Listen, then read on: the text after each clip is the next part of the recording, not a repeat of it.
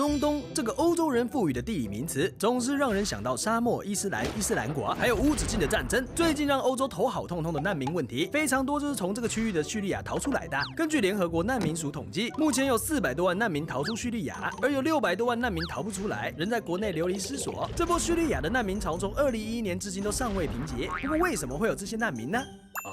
我知道了。这是一场叙利亚的内战。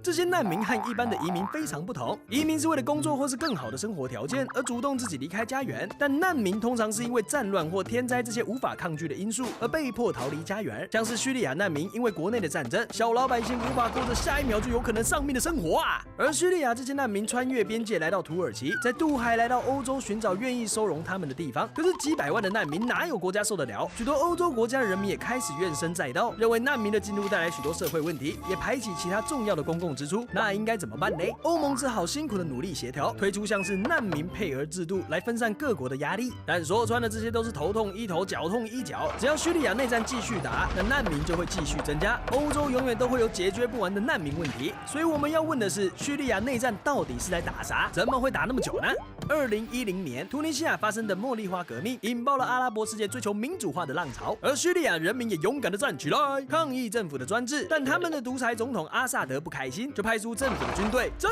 压啦，这让原本不爽的人民更不爽啦，干脆直接武装起来搞革命。人民武装起来，大不了锄头菜刀，怎么有办法对抗政府呢？原来后面有一个宣称要推翻独裁的美国老大哥在支撑啊。当然，阿萨德也不是省油的灯，找来了俄罗斯大雄当靠山。美国说是为了民主，俄罗斯说是为了结束战争，但其实无论是政府军还是反对派，双方都犯下像是谋杀、法外处决、酷刑等令人发指的战争罪行。而美国、俄罗斯等等其他国家的缴获，除了让战争全面升级外，根本没有任何帮助。除此之外，又多了一个 ISIS 伊斯兰国来叙利亚缴获，三方夹啊夹，人民就像片夹心饼干，根本不知道该如何是好啊！整场叙利亚内战绝对不只是一个国内战争而已，还有大国的角力在其中。如果要解决难民的根本问题，不能只是想办法增加配额安置难民，而是如何结束战争，让难民早点回家。